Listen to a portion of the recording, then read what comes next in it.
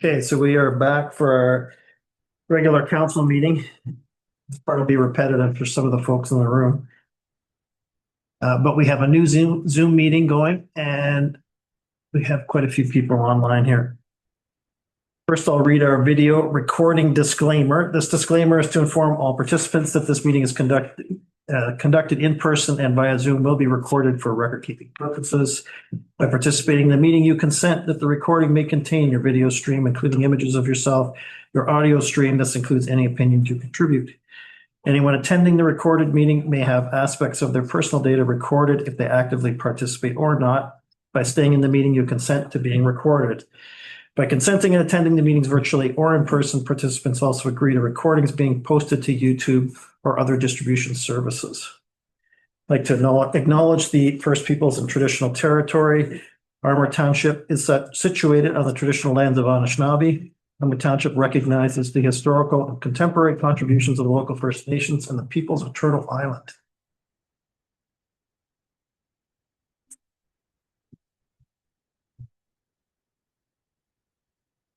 First up, we have a set of minutes. Council Township of Armour approved the minutes of the regular council meeting held on March 10th, 2026 as circulated. I think I'm a mover. Yeah. Jerry, seconder. Sure. I keep looking over this way, but. And on me. Oh, Wendy. And Wendy, I won't forget about you on Zoom. We have Wendy Whitwell, our counselor on Zoom tonight. So, okay, we have a mover and a seconder. All those in favor? And carried. So we are off to the races.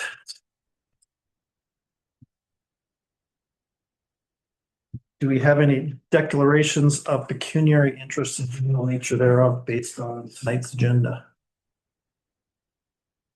Okay, none noted.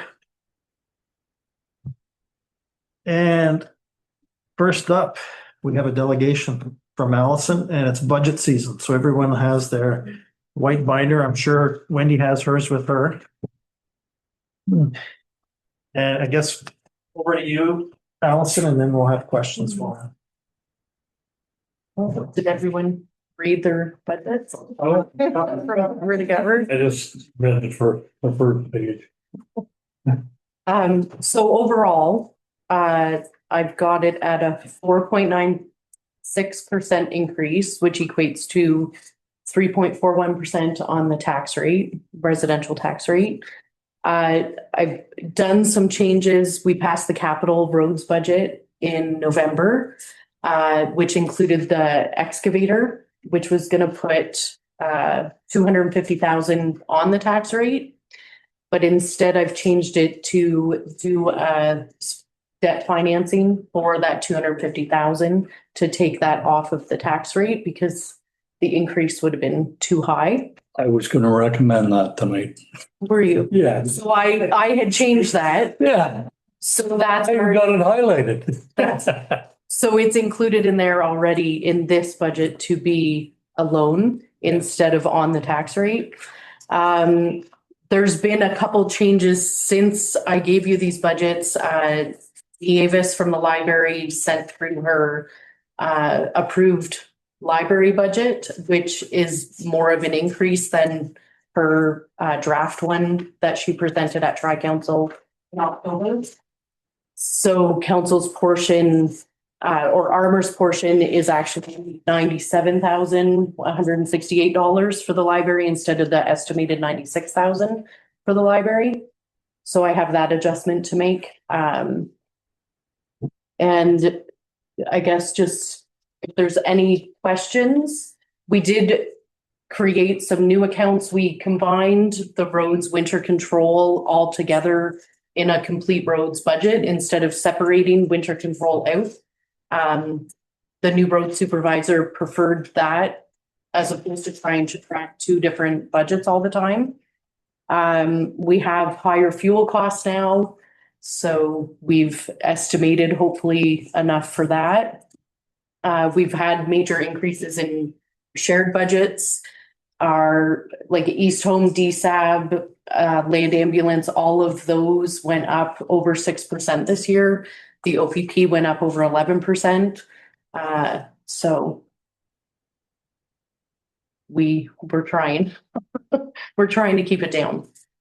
So the difference, Ellie, in the 4.96 versus the 3.41, it's because of the increase in assessments? Yes. Okay. So our assessment value went up by 1.59% for building permits that have been picked up for new houses and a little bit of commercial changes.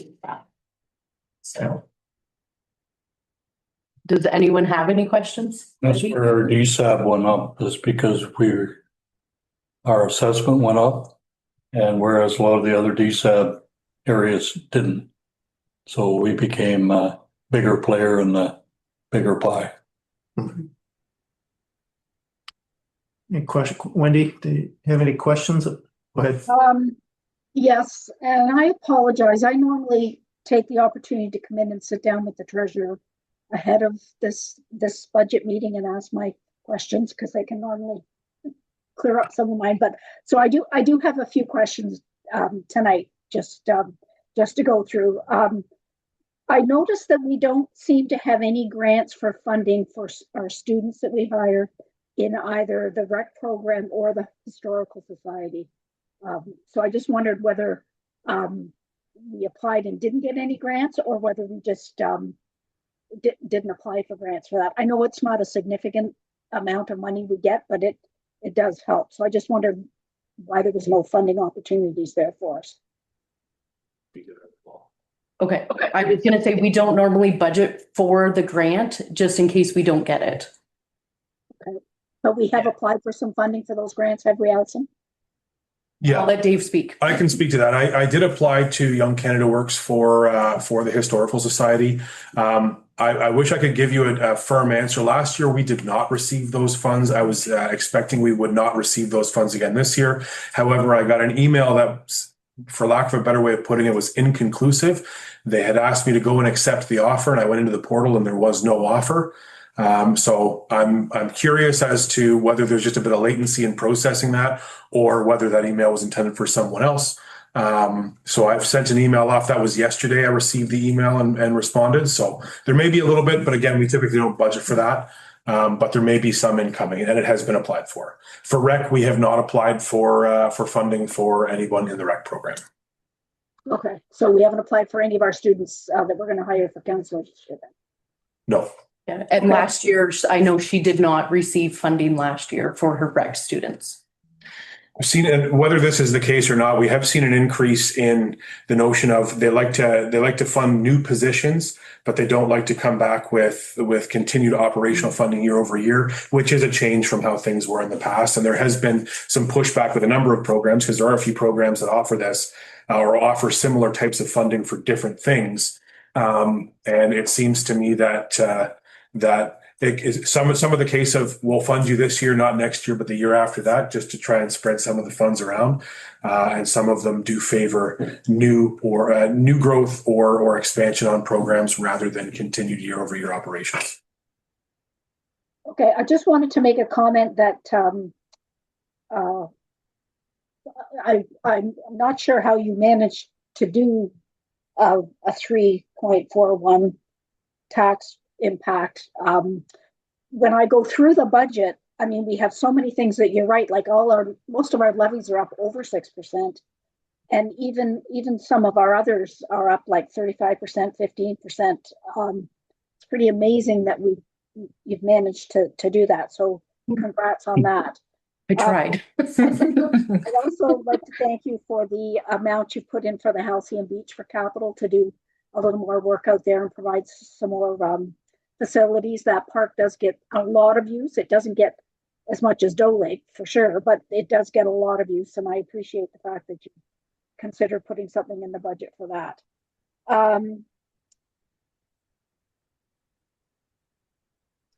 On page 159, that's the CBO.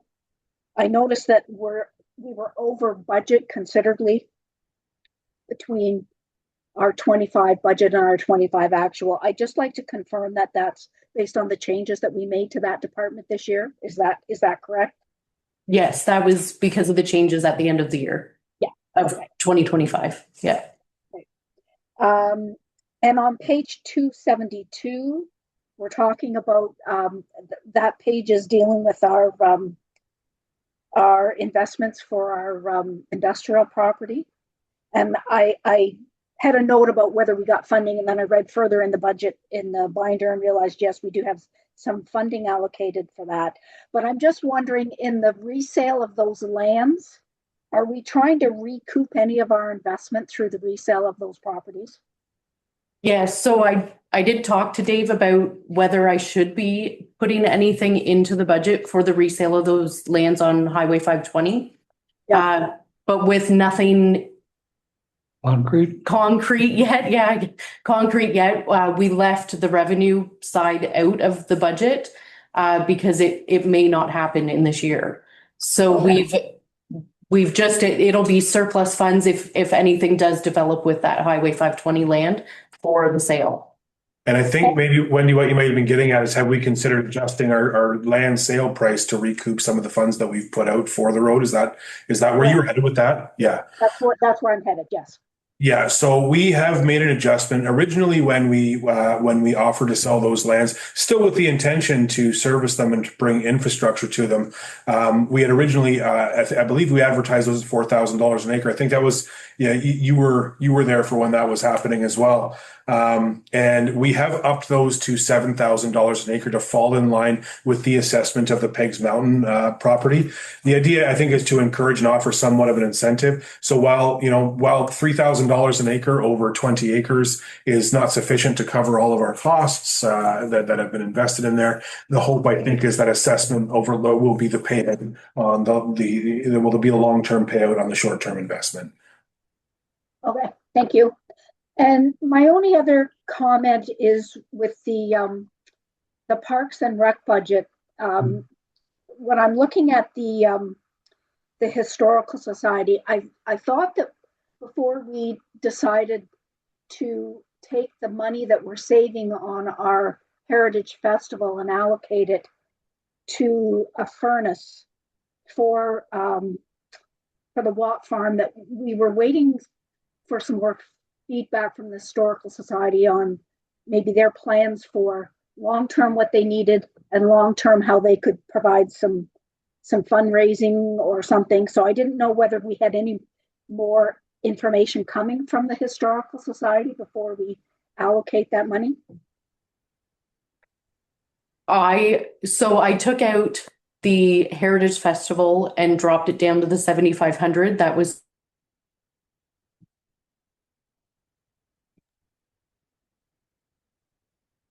Can you still hear us, Wendy? You dropped out, but you're back. Your default. Oh, one moment. Sorry, folks online, if you can hear this, I just need to adjust some. Looks like we might be coming back online. Wendy, can you just continue? Okay, we're not hearing you yet. Okay, Turn up the volume. Oh, for some reason, my audio just.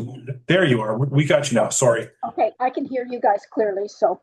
We had a blip in the power specifically to the TV, which was bizarre. But so I think in conversation, and as Allison had mentioned, with what we've pulled out of the budget, which is approximately $20,000 that we've pulled out of the Heritage Day budget, would kind of offset, I suppose, some of what we're pulling out here. You'll notice that it was put in for capital reserve, and the note there is that it's nice to have a budget number that's in there. Discussions can continue, I think, but for the sake of having a number in the budget for council to consider, we put it in from capital reserve. And there was the conversation about, do we add additional things to the wish list? Do we use those funds to apply for any additional work that needs to be done? I think at the end of it, where I'm sitting in conversations that we've had with the Historical Society, the prioritization is to get that furnace in, and my I guess my stance on it, based on the conversations that we've had, is that if this is the last allocation to get that building usable to store things in it, I'd like to have a budget amount in there. We have to remember as well that we have received very generous contributions from the NOHFC to bring that facility online. And I think that we do have a bit of a responsibility to them to make sure that that building is being used as it sits right now. Both Armour and the NOHFC have invested significantly in a building that unfortunately for the last near 2 years has not been used. So the heat was the last linchpin, I think, to them having things moved in. There had been some discussions about a floor that was brought forward at 2 meetings ago, and no further information has been received. For the sake of council's consideration, we left an amount in the budget. I think further discussion needs to happen.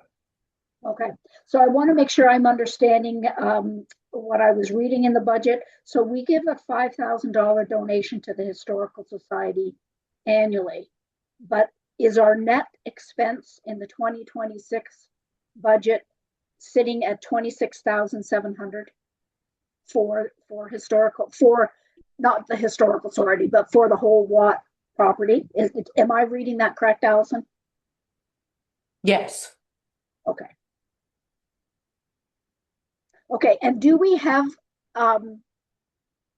any estimate of what the heat is going to cost annually if we go ahead and put that furnace in there? Do we have any idea what that's going to cost us? We do not. We do not. Okay. It will be on propane, and one thing to note as well is I know that there's a fairly sizable propane tank on site. That the $20,000 that we've allocated was based on the quotes that we've received, as well as the some contribution commitments from the Historical Society. The figures that we've got so far cover the installation of the furnace, the groundwork to run propane line out there has not been assessed. So there's lots yet to be determined. So at this point, council is not actually giving a go ahead to install that furnace at this point without further information. Is that correct? Yes, there is a budget. There hasn't been kind of a let's pull the trigger, or there hasn't been a formal RFQ process. Again, it's Armour's building, it's Armour's process. The Historical Society has been kind enough to gather some quotes for us for consideration. We will need to have that requoted because again, a lot of those quotes are months old now. And if, with materials, metals being the way they are, there may be some fluctuation. Okay, that's good. That's all my question. Thank you very much. Thanks, Wendy. Other questions from council? The guy had was in regards to the KCC, a 13.4% increase. Is there a reason why it's so? What?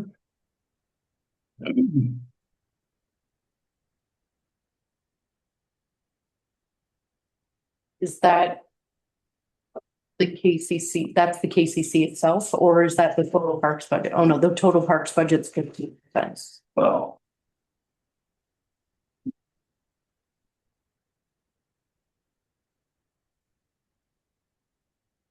So one thing with you're looking, yes, it is KCC. So she added the rep program this year, which is an added it was about $5,600 for the recreation program that was approved last fall for them to get.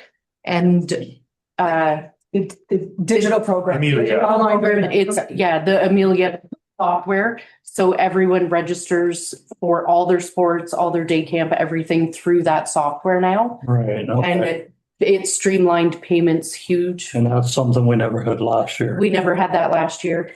It's the increase. Okay. The other increase would be day camp staff wages because summer is longer this year than it was last year, which offsets the revenue. So the revenue's higher for day camp, but wages are also going to be higher because summer they have an extra week, I think, off school.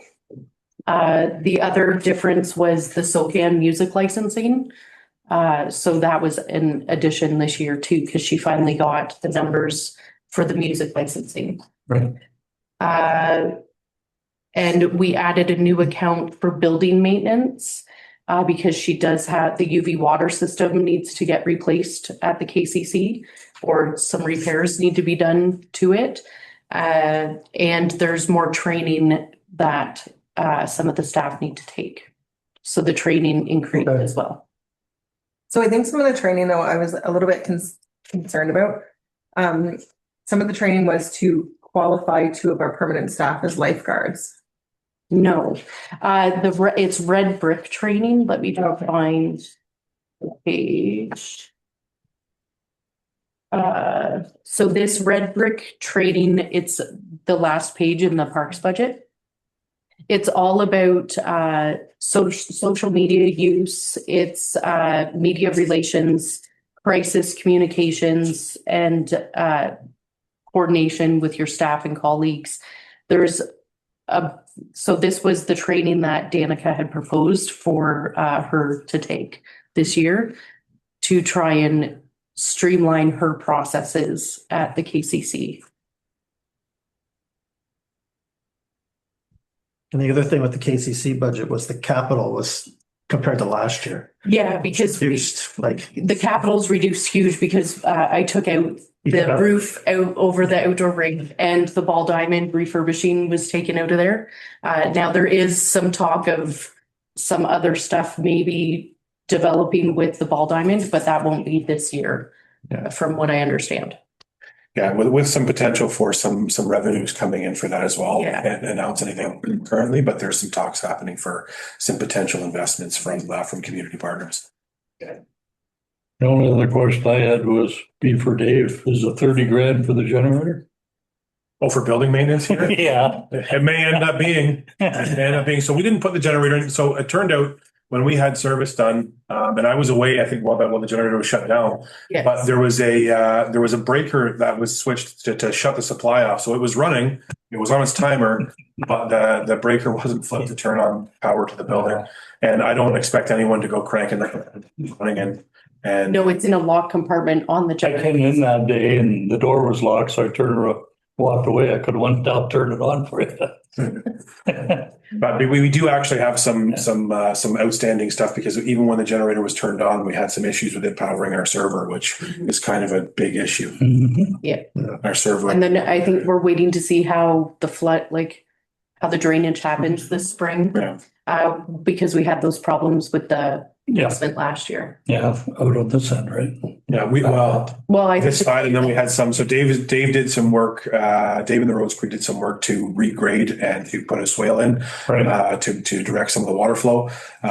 So we're waiting to see whether that changes it. Again, where we saw the water last year was that significant rainfall event we had in July. We had a little bit creeping in, and we had a failure in the sump pump. Now to replace the sump pump isn't huge money, but so we're looking into that as well. And we did get an estimate from Tulloch on digging up the foundation again and resealing it. And that was substantial. That's not included in this year's budget because we're waiting to see if that, if we see some improvement with the work that's been done. Thought they put the wrap on over here, didn't they? Put the dimple board on and now there is some erosion happening at the corners of the building, which I'm going to bring in a contractor to look at repointing.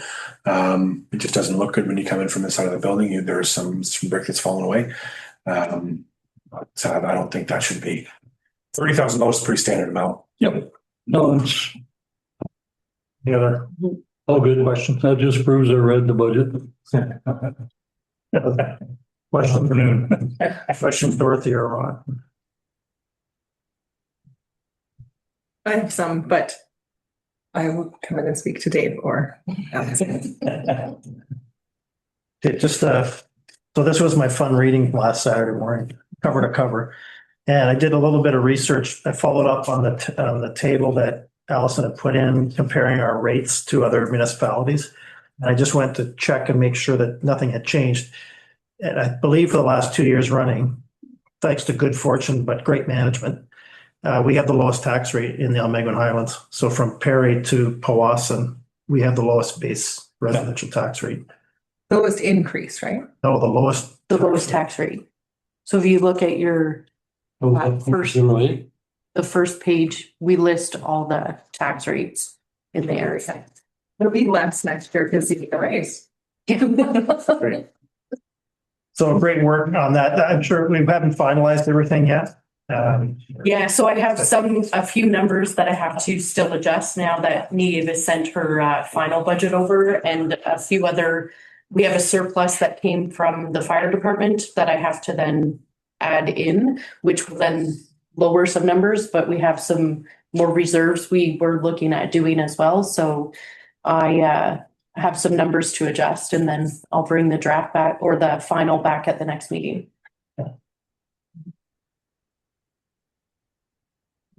Any other questions, comments? No, I'm not this year.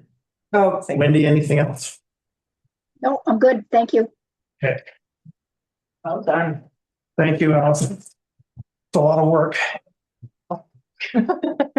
So we get to leave these here? You're gonna put the new sheet Yeah, in? you just leave it. I'll have to update it. Okay, moving on. Next, we have no accounts for approval today. We are on to our application, which is what we discussed at our public meeting earlier today. No, this one's a consent. Oh, I missed it. Sorry. I did miss that. Okay. First off, we have a consent application. Council Township of Armour hereby supports severance application B 005-26, part lot 3, concession 4, 195 Medill Road, submitted by October 14th Holdings, Inc. Subject to the following conditions: that a zoning amendment be applied and approved to rescind bylaw number 4-2023, where rural exception number 106 permitted second septic system. That a change of use building permit be applied and approved to change the rural guest sleeping cabin into a single detached dwelling. That the township's road supervisor confirm that a suitable location for a new entrance on the proposed severed lot can be properly constructed to municipal standards, and should signage be required, such as hidden driveway signs, that the applicant cover the cost of the signs and posts. If the reference plan or other evidence discloses that the severed property contains a road deviation maintained by the municipality as a public road, then the applicant shall survey and transfer such road deviation to the municipality. Cash in lieu of parkland dedication to be paid to the Township of Armour in accordance with the current bylaw. It should consent approval for the retained parcel be requested by the applicant, whether upon application or by amendment to the conditions/approval, then the requirement for cash in lieu shall apply to the retained parcel as well. They mover. Sure. Rod. Seconder. Sure. Dorothy? Okay. On the table, any questions? Wendy will start it in Zoom land. Any questions on this one? No, I'm good. Thanks. Okay. Any questions in the room? No. Where's this? Pretty straightforward. This was the one, was the huge property that we had to make the exception on the second septic system? Yep. Because of the distance between the road and, okay. So now it'll be two separate lots, each with their own septic. Yes. Yep. So it already has the second septic, Sorry. but we've got to remove the zoning bylaw amendment that permitted it. And because the building permit application was for a rural guest sleeping cabin, they're going to change it to a dwelling. Change the use. Okay. What is the thing beside the shed? Is that a garage? The dwelling, Gazebo. gazebo, no, what is this? Huh? Yeah. Septic area. Oh, okay. 6 times the size of the dwelling. Weeping bed, yeah. It's bigger. When you get a would-be bed, it's smaller. Oh. Okay. Any other questions on this one? We have a mover and a seconder. All those in favor? That's carried.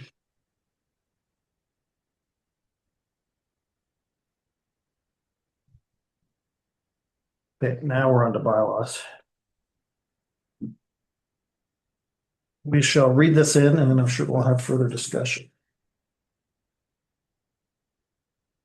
Council Township of Armour have read and approved bylaw 15-2026, being a bylaw to amend zoning bylaw number 27-95 as amended with respect to the lands located on part of lot 23, concession 2, and all of lot 23, concession 1, 233 Cherry Hill Road, and to rezone the subject lands to fulfill the conditions of the approval plan of subdivision file S01-24. We authorize the mayor and clerk to sign this bylaw and affix the seal of the corporation thereto. Mover. Sure. Rod. Sure. Jerry. Okay, gets it on the table. We've heard lots about this one. maybe a quick summary for Charlene, but really what this is about removing one of the conditions on an already approved application. Well, you passed a resolution back in January supporting the recommendation based on the M&R reduction of the frontage requirements. That went to the planning board. The planning board passed a resolution approving the amendment and noted as being minor in nature, so they didn't do a recirculation of it and revised the condition. So condition number 3 originally required the larger frontage, and now we're allowing reduction in the frontage. So when the, Then there's additional zoning requirements within the notice of decision based on the recommendations from, is it just the Riverstone? Environmental impact was with the wetlands that's involved in that too. Is that Riverstone? Yeah, Yeah. it's habitat, wetlands, yeah, your wintering habitat, Yeah. water course, yeah. So the zoning bylaw amendment will result in, is it 3 different zoning exceptions to be added to the back of the bylaw? So you're gonna have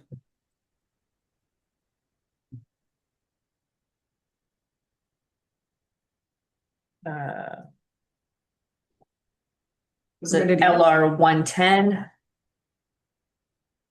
LR 110, LR 109, and RU 108 will be all exceptions added to the back of the zoning bylaw. So if you go to your agenda package, page 41, it shows you the draft bylaw, which addresses all the rezoning requirements on the notice of decision.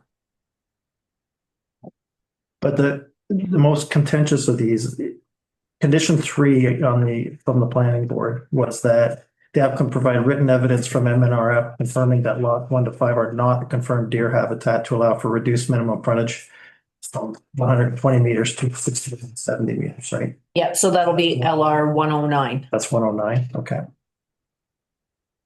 You said lots 1 to 5? 1 through 5, yeah. Yeah, okay. So I guess we had 24 conditions that went to the planning board, and this was condition number 3. And at the planning board, it was discussed that the applicant may not be able to fulfill that obligation because MNRF does not do this kind of study anymore. That was the discussion at the planning board, and that's the reason it came back as an exception, because the planning board based it on the report from Riverstone that said it was not a deer wintering area. And because it's not a deer wintering, 61 meters is sufficient. Correct. So based on the reports that they were asked to get, Right. that they got, it meets the requirements for 61 meters. Correct.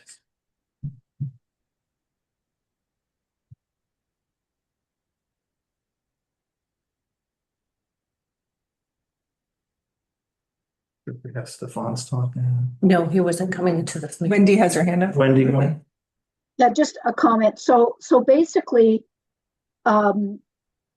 this amendment is meeting the conditions that was placed on the plan of subdivision that council supported. And if I'm understanding this correctly, the Riverstone study was specific to this piece of property. And M&R's information is a little more generalized, I guess is what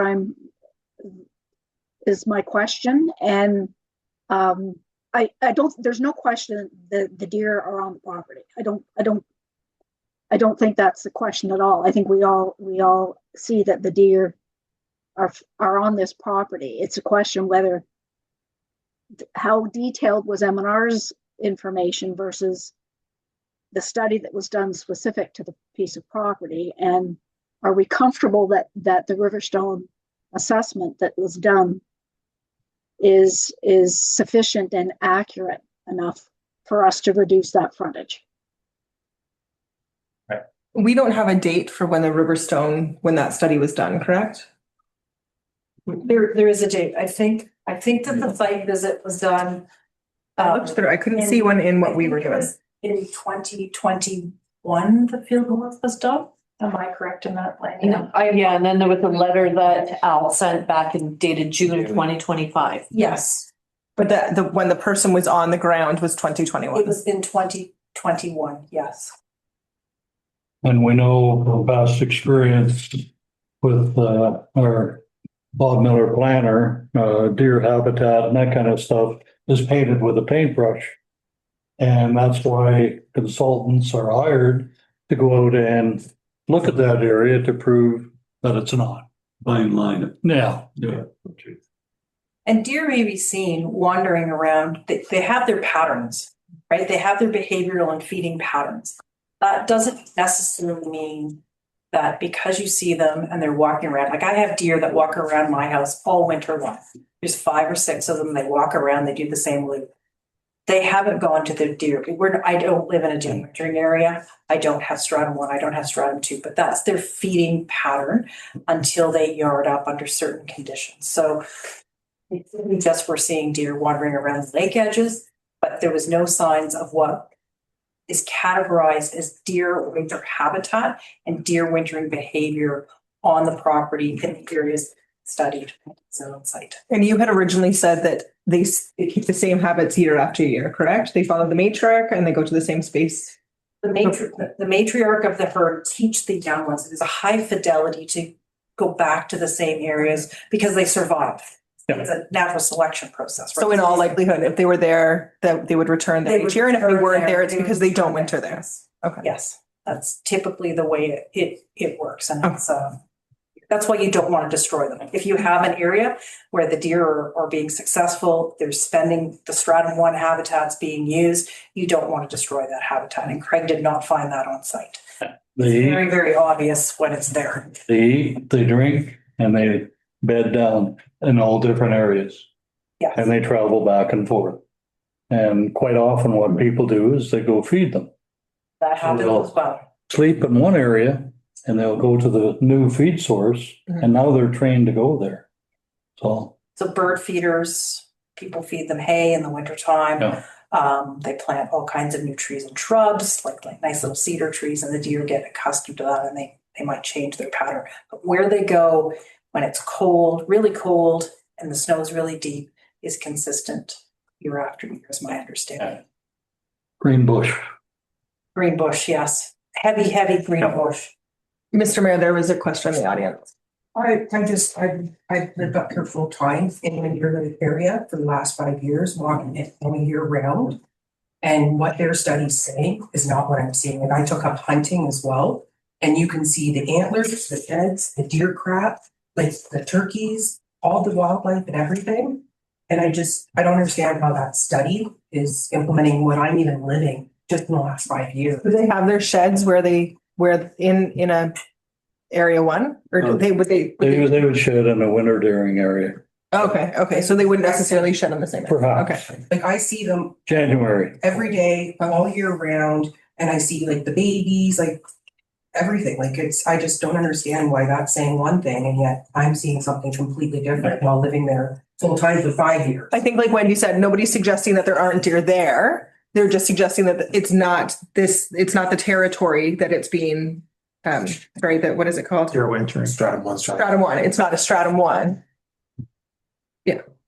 First meeting that we months ago, there were several people in the public said they were feeding the deer. That disrupts the movement drastically. You feed the deer and they're not going to their natural habitats. They're taking the easy way out. As soon as people start feeding the deer, it alters where you're going to see them. They come out in full force. So I think, sorry, Rod, you can definitely speak better to this, but I think ultimately we asked them to get studies to prove that this was an acceptable condition, that this condition could be changed. They've done that. They've proven that this is not a stratum 1. That was what we requested they do.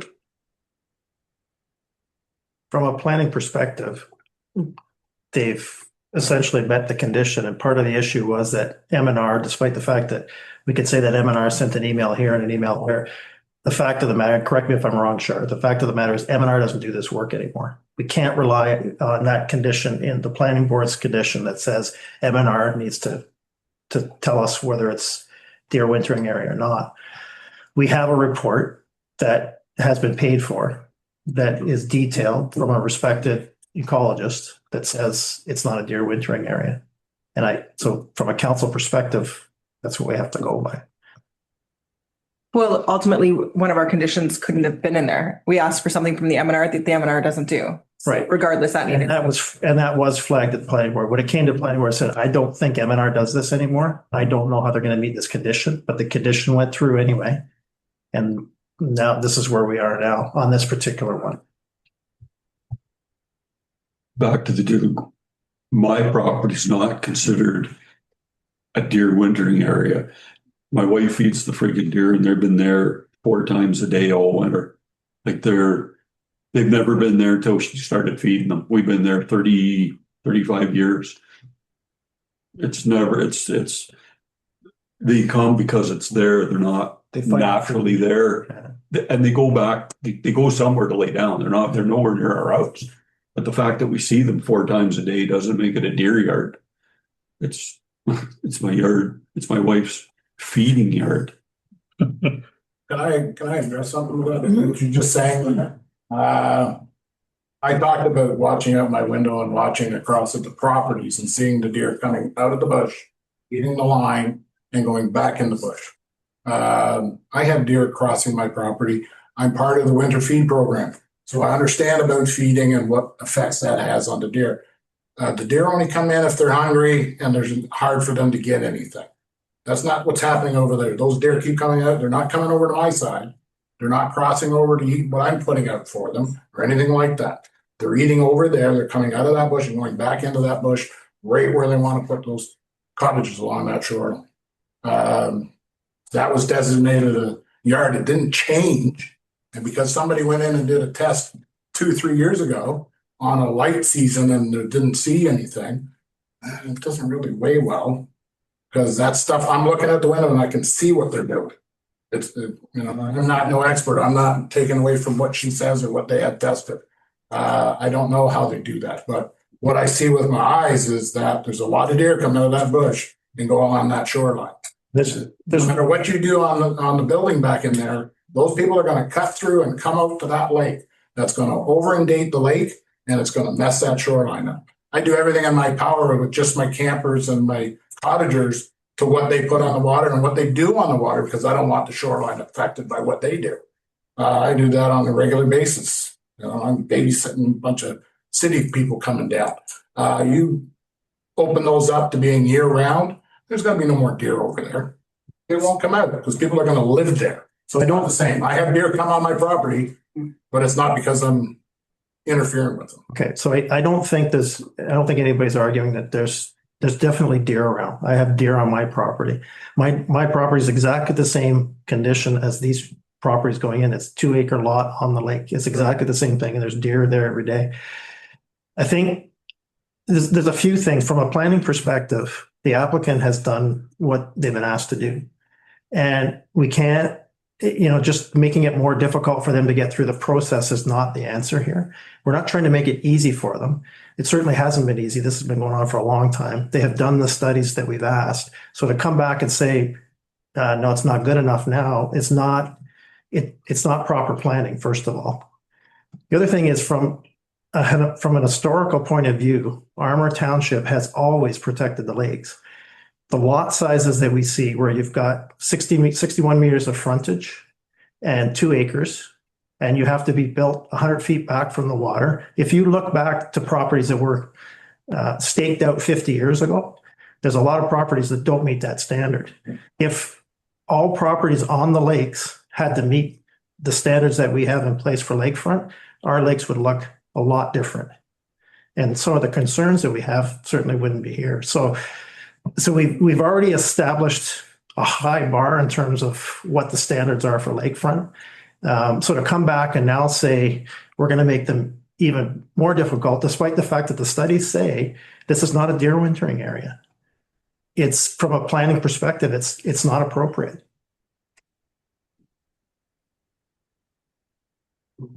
If I may, Mr. Mayor, there was a comment in that I'd read out if you'd have it.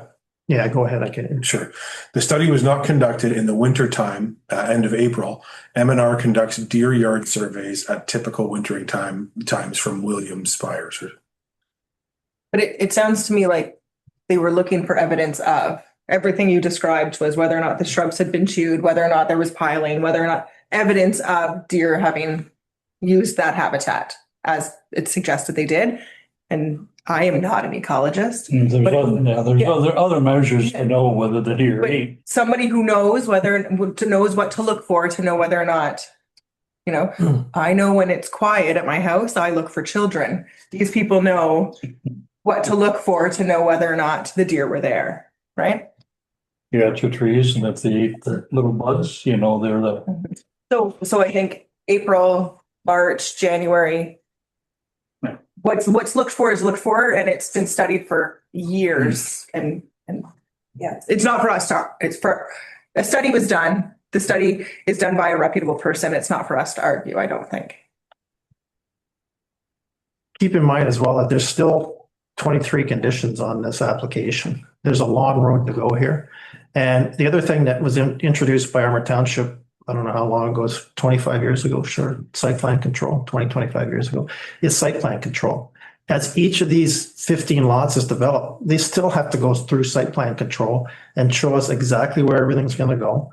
We do have a tree buffering bylaw. So the comment that was made about clear cutting, you cannot cut down trees within 15 meters of the waterfront. And that we have that bylaw in place. We have had in the past on both Pickerel Lake and 3 Mile Lake, contractors come in without any permits and clear cut the property. The owner of that property had to pay to have those properties completely rehabilitated. It took years and a lot of money. So we have protections in place, and we've been very concerned about this for many years, many decades, in terms of protecting the lakes, because it's one of our, bringing my comments back up here that we're not going to protect the lakes. I'm sorry. That's what we've been doing for decades, because it's such an important resource for the whole township and for the whole Almaguin Highlands. And we enforce it. And there was a comment from Mr. Murphy, if you'd like me to read it. Yeah. Mr. Murphy stated the minimum frontage is established based on years of study, not a single point in time. But from what I understand, the years of study have told us they no longer do that. So the M&R is not it. They're telling us they are not it. They're telling us to get a different resource. The applicant got a different resource. We have to trust that resource. We have to deal with what's in front of us. Any other comments? And then just the comments, or a lot of the comments were about the timing of the public meeting. It's just due process. Everything has a timeline to fulfill. It's just the applicant has the right to have us act in a expedient manner that is according to all the rules. As long as we meet all the rules, we can keep the project moving forward for the developer. But we can't just say, let's wait till July. I think that, and I actually think that it speaks highly of how competent our staff is, that we do things in a timely manner, not that we're on day 119 of a 120-day timeline trying to get something done. It's actually a requirement to do things. And the efficiency of the office is a compliment, not an insult about whether or not something sketchy is happening. And if we look at the comparable, the planning board only does meetings electronically. The reason they do that is because most of the people who are buying property up here or severing a lot are not from the area. They're from Southern Ontario or somewhere else. So we're trying to accommodate people who don't want to drive up here in February to have a hearing. So I think, this was done. It's maybe not ideal. Face-to-face is always better. But the truth of the matter is we've got lots of people on Zoom. We've been able to extend this to people who can be here and who can't be here and who are far away. And we want to make sure we accommodate both. Any other? So there's a comment about Riverstone was asked to provide this report by the developer, not by the township. Well, again, please, you speak much better than I do, but Or the pre-con. yes, it was a requirement of the developer. We asked them to do it. The township asked them to do it, so they then did it. We can't now fault them for doing what we asked. It's part of that process. Mhm. It was pre-consultation. Mhm. As I said, they lined up a number of studies that we had to do. Mhm. And this whole EIS was one of them. Archaeological, hydrogeological, planning, lake capacity, and they've all been done. It's a long road. Yeah. Any other comments online or anything? You just need another. Yeah, just Bylaw now. Yeah. That public meeting's over. No. Okay. Any other questions from council? Wendy, I want to give you a chance because you're up in the Hollywood Squares up there. No, I'm good with what I've heard this evening, and yeah, no more questions from me. Any other questions in the room? Okay, we have a mover and a seconder. All those in favor? And that's carried unanimously. Thanks, folks. It's grueling, and I appreciate all the input from the public, and we understand the concerns. We will certainly continue to keep those in mind, especially through the site plan control process, because that's what it's for. It's to make sure we maintain our high level of standards. Thanks. Yeah, probably good time for a break. So I think we're going to take a break until 8 o'clock. It's 7:52 now. You stop the recording? All right, we are back from our break. And we are on to item 6, down to reports. First is the Tri-Council notes from February 23rd, 2026. Just the notes from that meeting. We already passed minutes in the last meeting, right? I did notice that they spelled both Dave's and Allison's names incorrectly.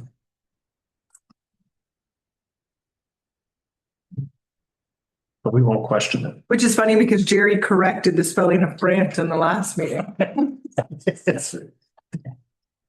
well, Okay, if I'm called into question, I'll just say it wasn't me. I don't know who that guy is. yeah.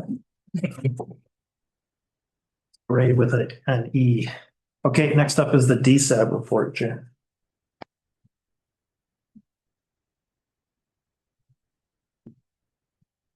That's our annual, is that the annual or quarterly one from Tammy?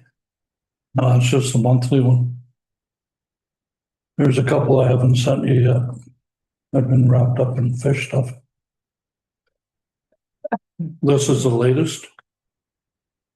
And I don't know whether it speaks in here. We also let out a contract on 66A and 66B Wabick Street, to put in all new windows. That came in under budget, so. Good.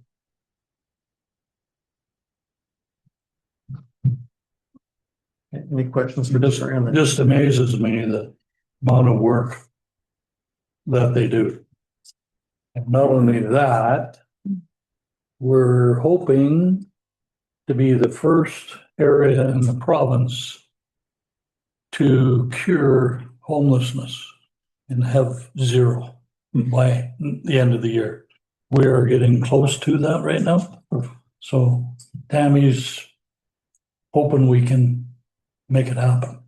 Not just like a physical excitement about the idea of that. How incredible. Well, and when you look at Barrie and Aurelia and other towns and Timmins and Sault Ste. Marie, like it's a big, big problem.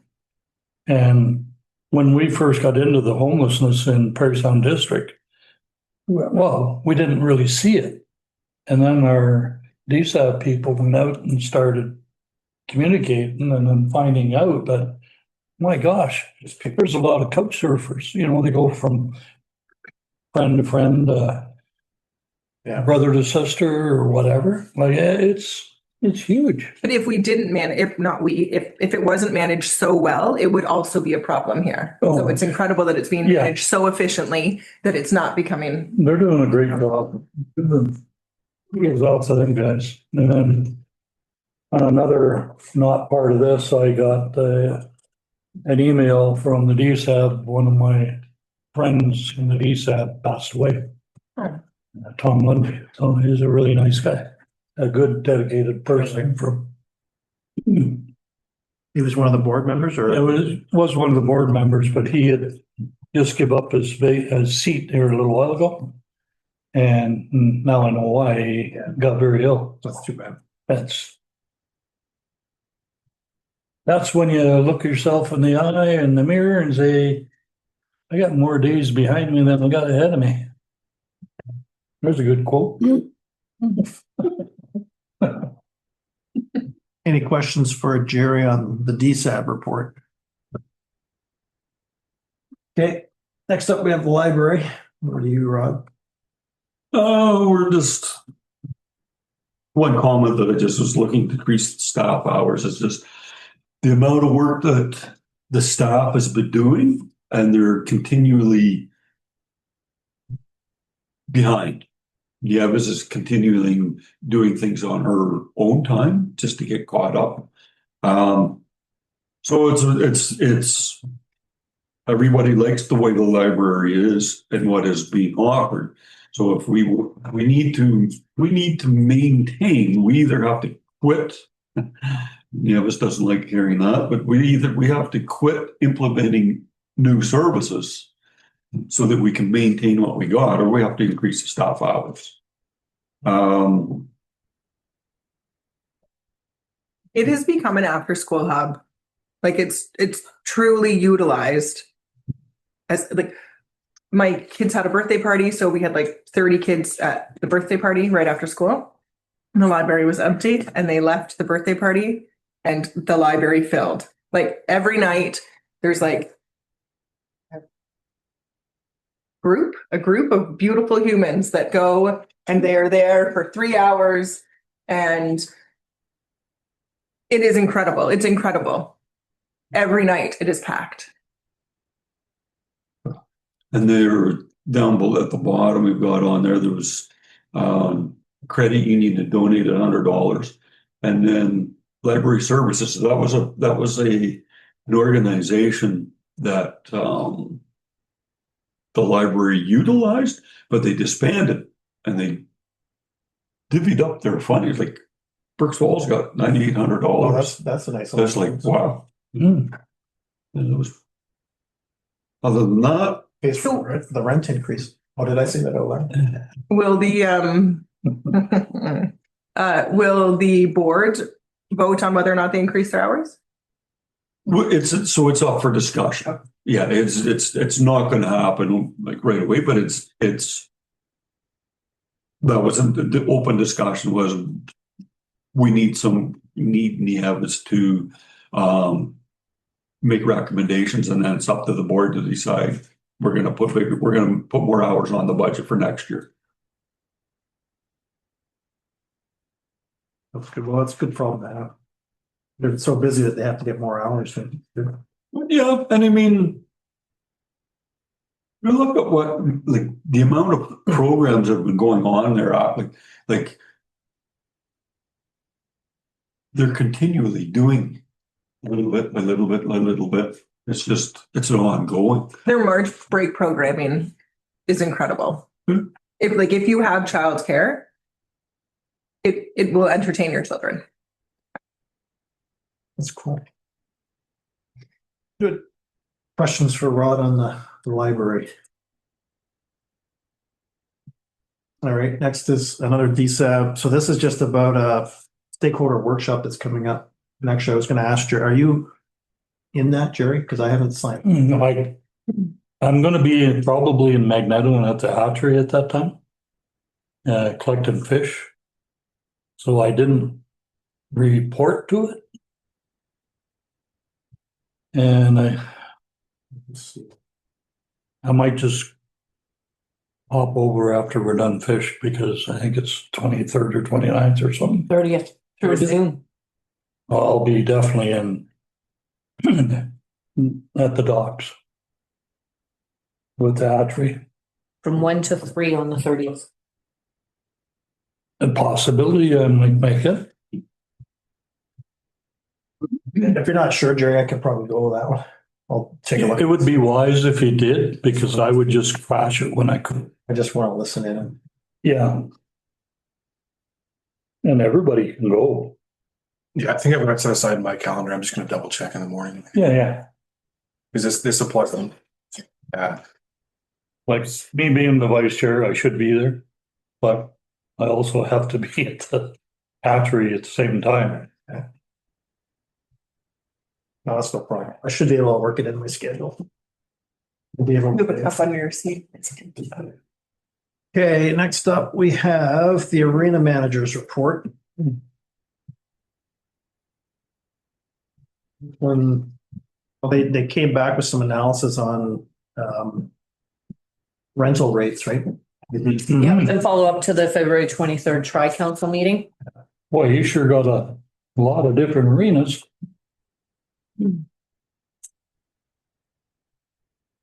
So in the end, the report recommends maintaining competitive rates with nearby arenas to avoid losing users while exploring limited revenue options like capital surcharge, and recommended to his council to continue current rates with an annual review for potential adjustments beyond the standard increase.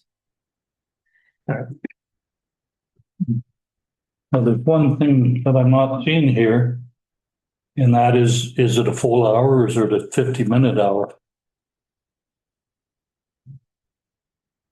On the rentals. I find they typically give them the hour unless it's rented back to back. And even then it's pretty quick. Like it's pretty, if they have to. Has Burks Falls always had a 50-minute hour? I believe that's still the case. Yeah. It is? Yes. That way you're paying for the flood.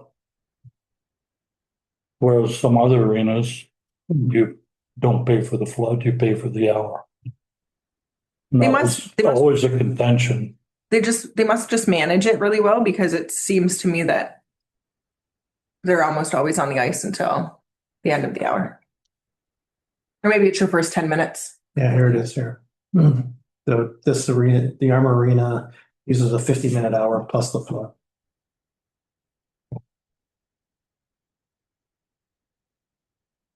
They're certainly competitive in terms of their rates. And it's busy, that's good. Okay, next up, we had Ag Society meeting. Oh, we have a request as part of the arena to sponsor the Omagwin Meltdown again. 3-on-3? No, The 3-on-3 jumping tournament?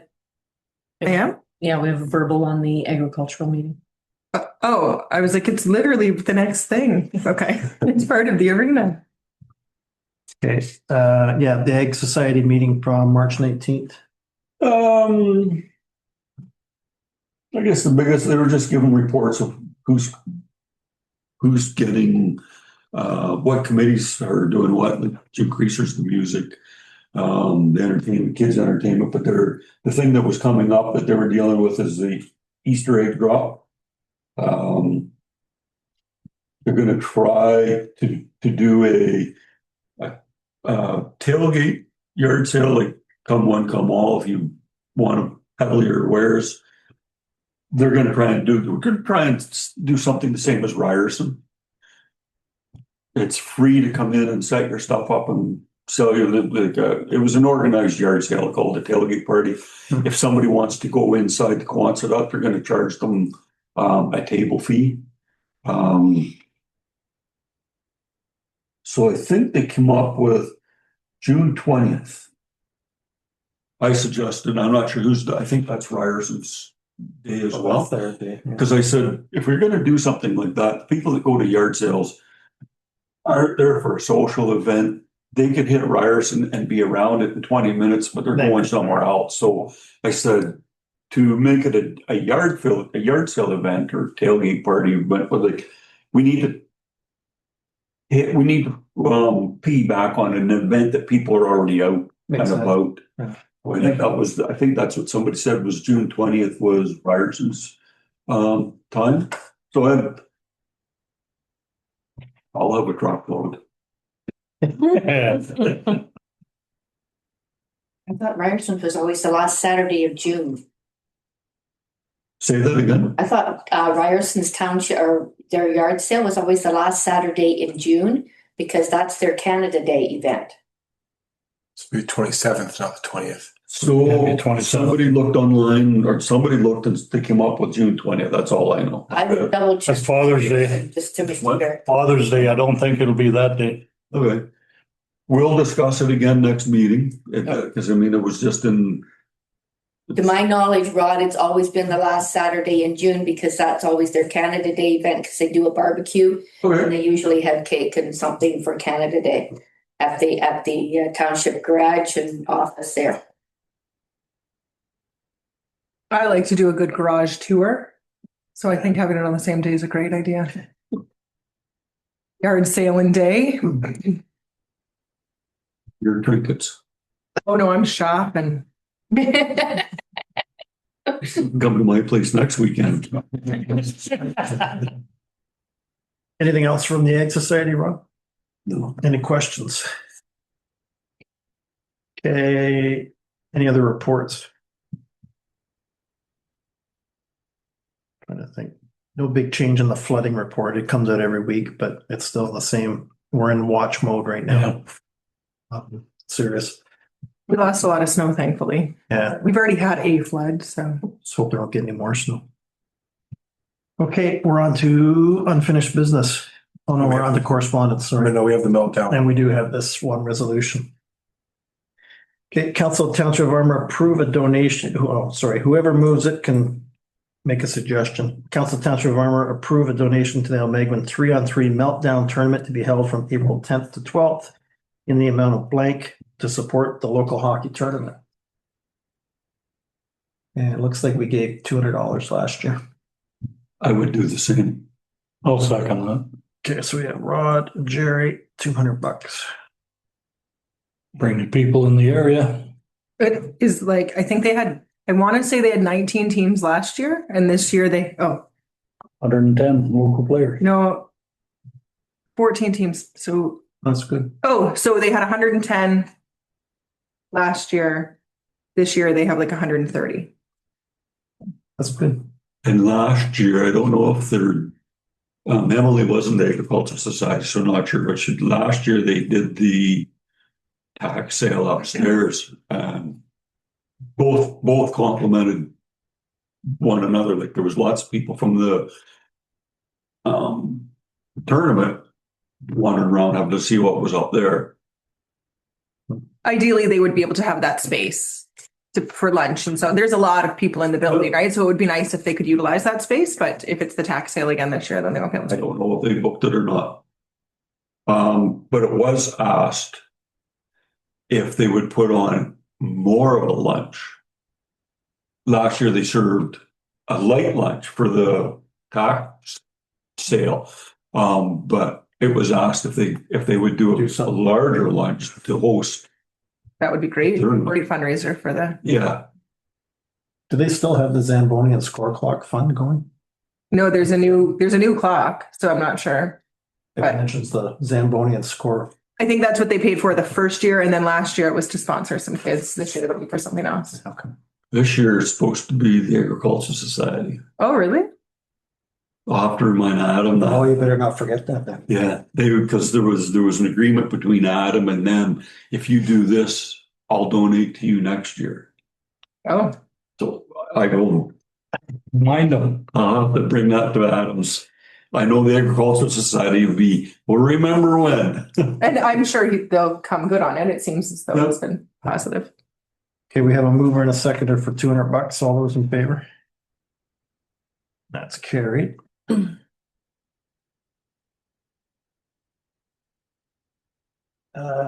Rest of the correspondence items. Council of Township of Armour supports the town of Whitby and calls on the province of Ontario to work collaboratively with the Association of Municipalities of Ontario and Ontario municipalities to undertake a comprehensive social and economic prosperity review to modernize the provincial municipal fiscal framework, address the growing reliance on municipal property taxes to fund provincial responsibilities, and establish sustainable growth-linked revenue tools to support municipal infrastructure and housing targets. Have a move. Dorothy. Seconder. Wendy. Wendy. Oh, I gotta get Wendy on the board. All those in favor? It's funny, I think I just had my first moment I've been doing this for a while. So when that first started, I needed it explained to me. Like, what do you mean? And now I'm like, oh, of course. Backloaded on to the municipalities. Yeah. This one. Okay. Council Township of Armour supports Prince Edward County and calls on the province of Ontario to provide financial assistance to municipalities to offset the additional costs incurred through compliance with the Community Safety and Policing Act 2019 and to review and reform provincial police grant programs to ensure a fair and sustainable distribution of funding that addresses the growing financial pressures on municipalities, particularly in rural communities. Speaking of money for municipalities. Wendy's firsting. Wendy, She should have first every one of them. the seconder. Sure. All those in favor of more money for municipalities? Carried.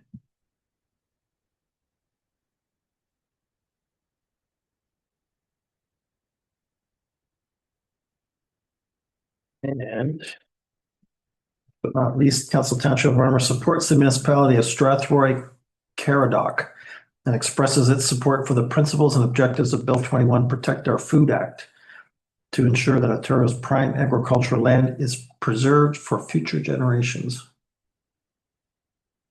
Mover on that one. Yeah. Chair. Seconder. Dorothy. All those in favor? Carried.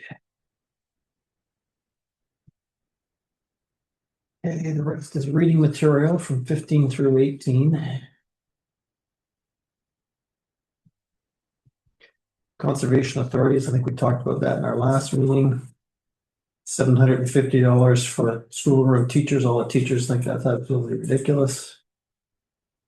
This, and following announcement with the alcohol, I sent And it. bring your own. Yeah, that's interesting. So I believe you would have to pass bylaws to allow for that. Yeah, it would make sense. Locations, but I think the concern is liability and risk. Yeah. But, yeah, like I said, I've sent that to Danica for her to investigate to see if that's something that she's interested in. I was thinking about like the Heritage Festival last year, if everybody was drinking while they were there and then people started driving around inside the racetrack and Yeah, it just, yeah, there's a liability. I think it's like beaches, that sort of thing. I don't understand why we're taking measures to promote drinking. Yeah, it's Like, we were doing like a bring your own packed lunch, you know, but like we're bring your own booze because we would like you to, oh, here's a place where we don't sell liquor. Bring your own. What? Or just try sobriety. it seems unnecessary. Yes. Yeah. Like, if only we had a way to get more people drinking. I know. Bring your own liquor. Drinking and online betting. Yeah. Ridiculous. And number 18, I found hilarious, but only because I was on the original electronic health record thing 25 years ago. And it all fell to disasters. It should already be in place, but it's not. Okay, we're on to unfinished business. We had Township of Ryerson, their tri-budget resolutions. They've accepted all the budgets. But I found it interesting that they included the line that 2% of Ryerson's share of the total operating expenditures will be put into a landfill reserve. That's your 2%. So it just Years ago, that was an agreement amongst everybody to do that. Sorry. Yeah. So they just haven't changed. We do that for fire and arena. So that's what you base it on. That's the reserve is based on 2%. Yeah, we do 2% of the budget. So they've just made it official in their resolution. So interesting. And Birchfeld hasn't got on yet.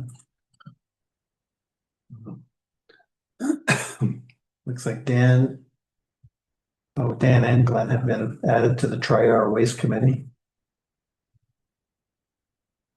As well as Sean and Mayor Hope from Berks Falls. Does that mean we gotta add I somebody else was other than me? thinking about that. And if there was an issue where Rod couldn't go, then she could appoint an alternate, but she didn't ask for that. Okay. Because I'd be willing if Rod can go, I'll go. We'll cover for them. Okay. Yeah. Unless somebody else wants to. It's all you, Jerry. All yours. And resolutions for Berks Falls on the prior budget. And then item 23 is the technical briefing, improving Ontario's conservation authority system. That's the same. Basically, this just extended information. That was the presentation, right, Charlotte? Yes, so March 10th was our last council meeting, I believe, so we had participated in that earlier that day, and just to bring it forward, we did speak to it during the last council meeting, but just so that there was a record of what the intent was. The official content. Okay. And under new business, we have a regional fire meeting, and I realized after I said that I would go to that, it's actually an ACE night. Are you on the invite list for that one too, Dave? That's the regional fire, quarterly fire one. For April 23rd. April 23rd. I think that's an ACE night. Okay. So I may just send Beth a note and see if there's a way to reschedule that. Yeah, if we need to, we can divide and conquer if necessary. Or one of us goes to ACE and you could go to ACE and I could go to the fire. Okay. We'll just leave it. All right. Anything else that anyone wants to chat about? Seems absurdly early for us to be done. Wendy's not. I appreciate the early night. I have a few hungry people here that would like to go out for a meal. Thanks. Well, in that case, let's add a few agenda items. I'll have you know, Wendy, that Ashley went out and got you fruit, so it'll be here for you when you get back. Well, I've been munching on a few grapes that I brought up here with me, so all's good. You got wine with that too? Not till after this meeting's over. Okay. Well, we started early tonight, so I guess we're allowed to go a bit early. Council Township member adjourn this regular council meeting at 8:26. Until the next regular council meeting scheduled for April 14th, 2026, or at the call of the mayor or the clerk. I can get them. Dorothy and Jerry. All those in favor of leaving? Thank you very much, Wendy. Yep. Thanks, guys. Thanks, all. Happy travels. Yep. Rod, the speeches are actually April